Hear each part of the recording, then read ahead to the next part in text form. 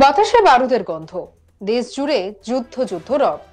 ভারতীয় সেনা অপারেশন সিন্দুরে জেহাদি ঘাঁটিগুলিকে লক্ষ্য করে একেবারে গুড়িয়ে দেওয়া হয়েছে। ইতিমধ্যে প্রত্যাঘাতের চেষ্টা শুরু করে দিয়েছে পাকিস্তান, যদিও এখনো পর্যন্ত তাদের সব চেষ্টাই ব্যর্থ করে দিয়েছে ভারতীয় বাহিনী। বৃহস্পতিবার রাতভর পাকিস্তান ভারতের বেশ কয়েকটি শহরে ক্ষেপণাস্ত্র এবং ড্রোন দিয়ে আক্রমণের চেষ্টা করে, কিন্তু শক্তিশালী S-400 এয়ার ডিফেন্স সিস্টেম সেই হামলা মাঝ আকাশেই আটকে দেয়। পাল্টা জবাবে ভারতীয় সেনা করাচি পোর্ট পর্যন্ত হামলা চালায়। পাকিস্তানের একটি মার্কিন F-16, দুটি চীনা J-17 যুদ্ধবিমান সহ র্যাডার এবং ডিফেন্স সিস্টেমও ধ্বংস করে দিয়েছে ভারত। পাকিস্তানের প্রধানমন্ত্রী যুদ্ধ শুরুর আগে বারংবার ট্রাম্পের কাছে সহযোগিতা চেয়েছিলেন, কিন্তু ট্রাম্প তাতে কর্ণপাত করেনি। যা বর্তমানে যা পরিস্থিতি, তাতে করে এই যুদ্ধ থেকে আমেরিকা নিজেদেরকে দূরে সরিয়ে রেখেছে। তারা যে এই বিষয়ে কিছুই বলবেন না সেটা স্পষ্ট করে জানিয়েও দিয়েছেন। এই পরিস্থিতিতে পাকিস্তানের শিরদাঁড়া ভেঙে দিতে ভারত পাকিস্তান যুদ্ধ পরিস্থিতিতে রাশিয়ার থেকে অত্যাধুনিক প্রযুক্তির শক্তিশালী মিসাইলের একটি লট হাতে পেল ভারতীয় সেনা।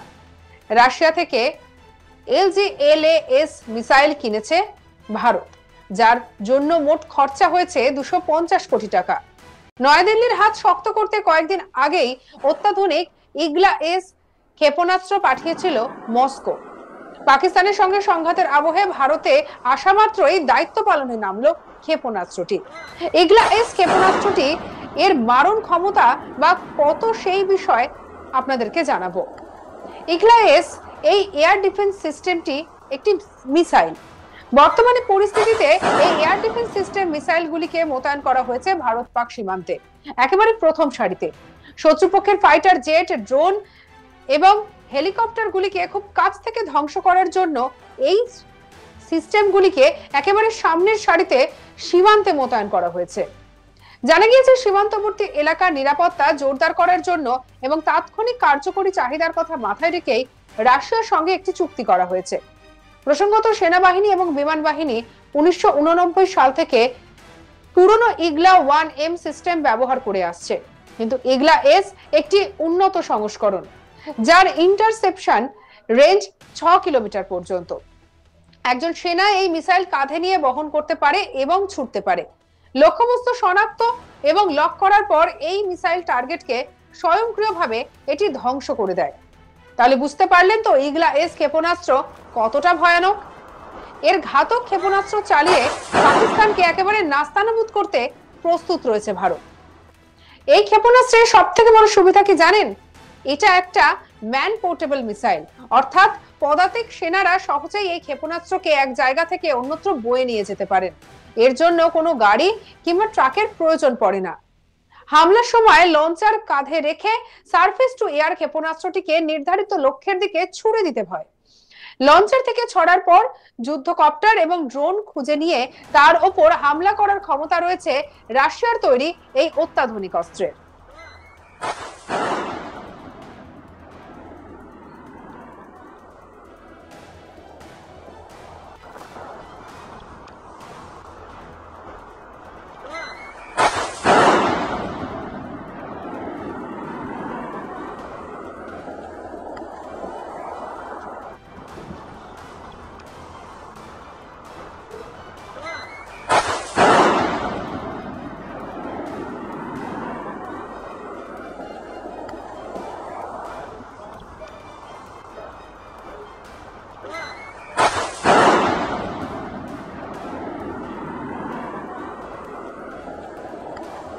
এস জয়শঙ্কর ইউরোপীয় ইউনিয়নের ভাইস প্রেসিডেন্ট কাজা ক্যালাসের সঙ্গে কথা বলেছেন।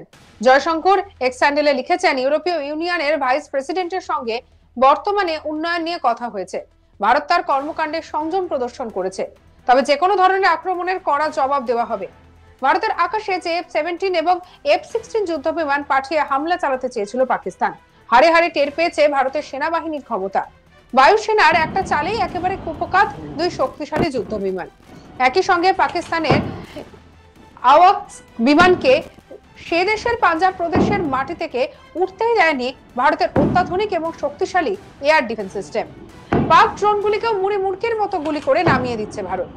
জম্মু এয়ার স্ট্রিপে রকেট হামলা চালিয়েছিল পাকিস্তান, তবে ভারতীয় বায়ুসেনার ঝটিতি অ্যাকশনে ফ্লপ করে গিয়েছে পাকিস্তানের সমস্ত প্ল্যান।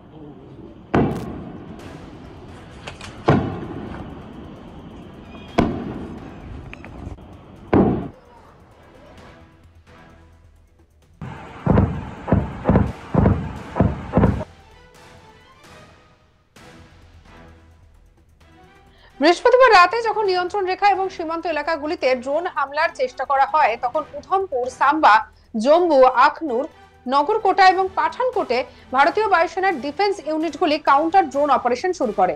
অত্যাধিক ড্রোন নামিয়ে দেওয়া হয়। Bharat S-400 L-70 anti aircraft গান এবং সোভিয়েত রাশিয়া থেকে প্রাপ্ত ZSU-23-4 সিল্কা ইউনিট সহ ড্রোন মোকাবিলাকারী কম উচ্চতায় এয়ার ডিফেন্স সিস্টেমের পুরো সিরিজকে নামিয়ে দেয়। আকাশপথে শত্রুকে গুড়িয়ে দেওয়ার ক্ষমতা প্রদর্শন করে ভারত।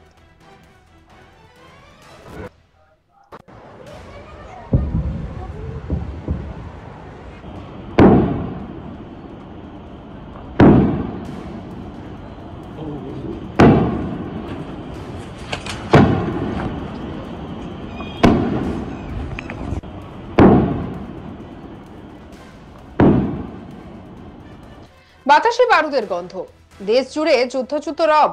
ভারতীয় সেনা অপারেশন সিন্দুরে জিহাদি ঘাঁটিগুলিকে গুড়িয়ে দেওয়ার পর ইতিমধ্যে প্রত্যাঘাতের চেষ্টা শুরু করে দিয়েছে পাকিস্তান, যদিও এখনো পর্যন্ত তাদের সব চেষ্টাকেই ব্যর্থ করে দিয়েছে ভারতীয় বাহিনী। বৃহস্পতিবার রাতভর পাকিস্তান ভারতের বেশ কয়েকটি শহরে ক্ষেপণাস্ত্র এবং ড্রোন দিয়ে আক্রমণের চেষ্টা করে, কিন্তু শক্তিশালী S-400 এয়ার ডিফেন্স সিস্টেম সেই হামলা মাঝ আকাশে আটকে দেয়। পাল্টা জবাবে ভারতীয় সেনা করাচি পোর্ট পর্যন্ত হামলা চালায়। পাকিস্তানের একটি মার্কিন F-16, দুটি চীনা J-F-17 যুদ্ধবিমান সহ র্যাডার এবং ডিফেন্স সিস্টেমও ধ্বংস করে দিয়েছে ভারত। পাকিস্তানের প্রধানমন্ত্রী যুদ্ধ শুরুর আগে বারংবার ট্রাম্পের কাছে সহযোগিতা চেয়েছিলেন, কিন্তু ট্রাম্প তাতে কর্ণপাত করেননি। আর বর্তমানে যা পরিস্থিতি, তাতে করে এই যুদ্ধ থেকে আমেরিকা নিজেদেরকে দূরে সরিয়ে রেখেছে। তারা যে এই বিষয়ে কিছুই বলবে না, সেটা তারা স্পষ্ট করেছে বক্তব্যে।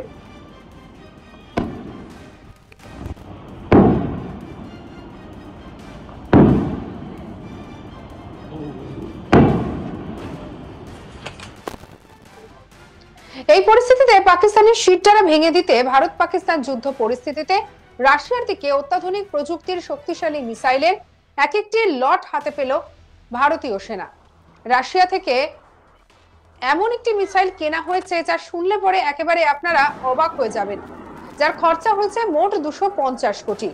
নয়াদিল্লির হাত শক্ত করতে কয়েকদিন আগেই অত্যাধুনিক ইগলা-এস ক্ষেপণাস্ত্রটি পাঠিয়েছিল মস্কো। পাকিস্তানের সঙ্গে সংঘাতের আবহে ভারতে আসা মাত্রই দায়িত্ব পালন করতে নেমে পড়ল এই ক্ষেপণাস্ত্রটি। ইগলা-এস ক্ষেপণাস্ত্র কি, এর মারণ ক্ষমতাই বা কত, সেই বিষয়ে এবার আপনাদেরকে জানাবো। ইগলা-এস একটি এয়ার ডিফেন্স সিস্টেম মিসাইল। বর্তমান পরিস্থিতিতে এই এয়ার ডিফেন্স সিস্টেম মিসাইলগুলিকে মোতায়েন করা হয়েছে ভারত পাক সীমান্তের একেবারে প্রথম সারিতে।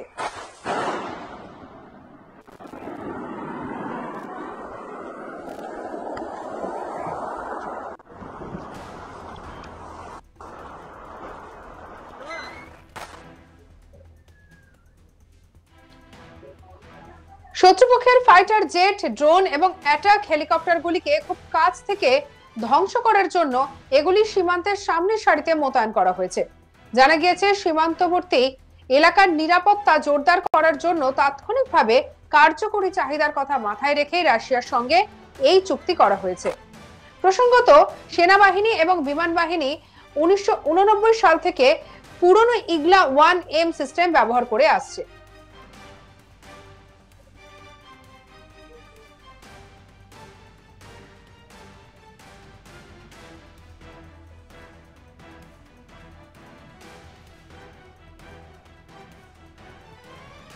সঙ্গে রাখুন আজ তাক বাংলার ইউটিউব চ্যানেলকে। অন্যান্য খবরের জন্য লাইক, কমেন্ট, শেয়ার, সাবস্ক্রাইব করতে ভুলবেন না।